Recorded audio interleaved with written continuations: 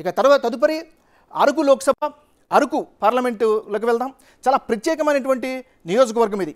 ఉత్తరాంధ్రలో చాలా different cultures అదేవిధంగా విభిన్నమైనటువంటి ప్రజలు నివసిస్తున్నటువంటి ప్రదేశం అరకు. అరకు లోక్సభ నుంచి చెట్టి తనూజరానికి ఈసారి వైఎస్ఆర్ కాంగ్రెస్ పార్టీ టికెట్ కేటాయించింది. మరోవైపు కూటమిలో భాగంగా భారతీయ జనతా పార్టీ ఈసారి అరకు లోక్సభ స్థానాన్ని దక్కించుకుంది. ఆ పార్టీ తరపున కొత్తపల్లి గీత పోటీ చేస్తున్నారు. ఇక్కడ చాలా సీనియర్ జూనియర్, ఎందుకంటే కొత్తపల్లి గీతకి అనుభవం ఉంది.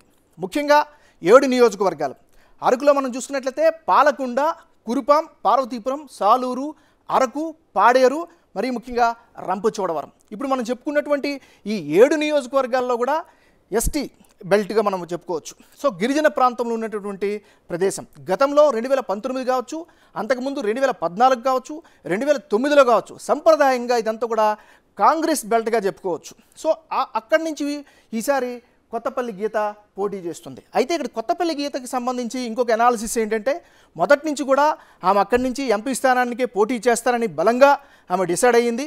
కాబట్టి ఆ 7 నియోజకవర్గాల్లో కూడా గ్రౌండ్ వర్క్ చేసుకుంది, మౌత్ పబ్లిసిటీ కొనసాగించింది, అన్ని మండలాల్లో కూడా తిరుగుతూ ఉంది. సో కాబట్టి ఇక్కడ సీనియర్ జూనియర్ కేటగిరీలో మనం చెప్పుకోవాల్సినటువంటి పరిస్థితి ఉంది. సో ఇక చివరి క్షణంలో చెట్టి తనూజరానికి అక్కడ వైఎస్ఆర్ కాంగ్రెస్ పార్టీ అక్కడ టికెట్ కేటాయించింది. సో ఖచ్చితంగా ఇక్కడ సీనియర్ జూనియర్ కేటగిరీలో అక్కడ టఫ్ ఫైట్ అయితే కనిపిస్తుంది. కానీ యాజ్ ఆఫ్ టుడే మనం చూసుకున్నట్లయితే భారతీయ జనతా పార్టీకి కాస్త ఎడ్జ్ ఉండే అవకాశం ఉన్నట్లుగా కూడా స్థానికంగా ఉండేటటువంటి సమాచారంగా మనం చెప్పుకోవచ్చు. అయితే అరకులో చాలా కీలకమైనటువంటి 2 నియోజకవర్గాలు ఉన్నాయి.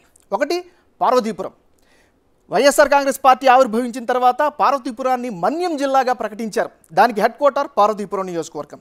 సో పార్వతీపురం నియోజకవర్గంలో పరిస్థితి ఏంటి ఒక్కసారి కనుక మనం పరిశీలించినట్లయితే, పార్వతీపురంలో ప్రస్తుత సిట్టింగ్ ఎమ్మెల్యే అలజంగి జోగారావుకే మరొకసారి టికెట్ కేటాయించారు వైఎస్ఆర్ కాంగ్రెస్ పార్టీ అధినాయకుడు జగన్మోహన్ రెడ్డి. మరోవైపు బోనెల విజయ్ చంద్ర తెలుగుదేశం పార్టీ ఉమ్మడి అభ్యర్థిగా ఆయన టికెట్ దక్కించుకున్నారు. ఒక రకంగా చూస్తే అలజంగి జోగారావు అక్కడ సీనియర్ నాయకుడు, వీళ్ళిద్దరి మధ్యన కంపేర్ చేసుకుంటే సిట్టింగ్ ఎమ్మెల్యే గత 5 సంవత్సరాల నుంచి కూడా ఆ 4 మండలాల్లో కూడా తిరుగుతూ ఉన్నాడు. విస్తృతమైనటువంటి నెట్వర్క్ కలిగి ఉన్నటువంటి వ్యక్తి.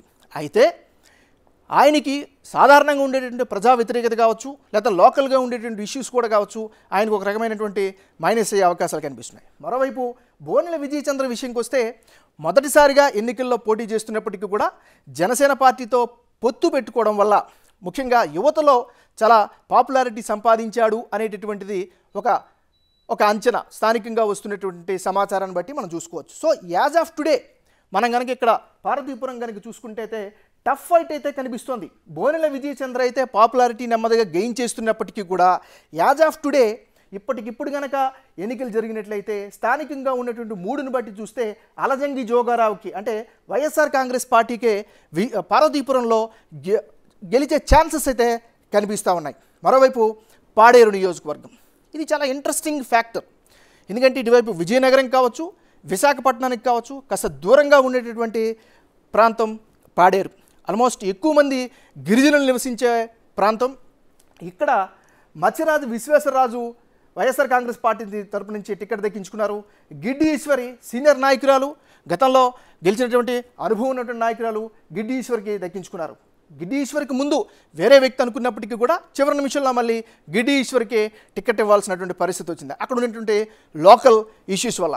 గిడ్డి ఈశ్వరికి ఉండి ఇంకొక అడ్వాంటేజ్ ఏంటంటే, గిడ్డి ఈశ్వరి గతంలో ప్రభుత్వ టీచర్గా పనిచేశారు.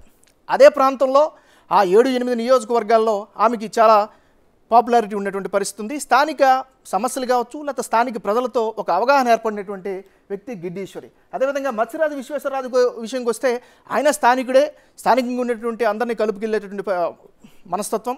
ముఖ్యంగా వైఎస్ఆర్ కాంగ్రెస్ పార్టీ ఇచ్చినటువంటి సంక్షేమ పథకాల ద్వారా చాలా పాపులర్ అయినటువంటి వ్యక్తి. ఇది అక్కడ ఉన్నటువంటి పరిస్థితి. కానీ ఇప్పటికిప్పుడు పాడేరు నియోజకవర్గంలో కనుక చూసినట్లయితే టఫ్ ఫైట్ అయితే కనిపిస్తుంది. కానీ గిడ్డి ఈశ్వరికి విజయ అవకాశాలు ఎక్కువగా ఉండే అవకాశం ఉన్నట్టుగా కూడా స్థానికంగా ఉండేటటువంటి మూడ్ని బట్టి మనం అంచనా వేయచ్చు. ఏదేమైనప్పటికీ కూడా అరకు లోక్సభ విషయంకి వస్తే భారతీయ జనతా పార్టీకి కాస్త అడ్వాంటేజ్ ఉండే అవకాశం ఉన్నట్లుగా కూడా గ్రౌండ్లో వచ్చినటువంటి సమాచారం బట్టి మనకు అర్థమవుతుంది.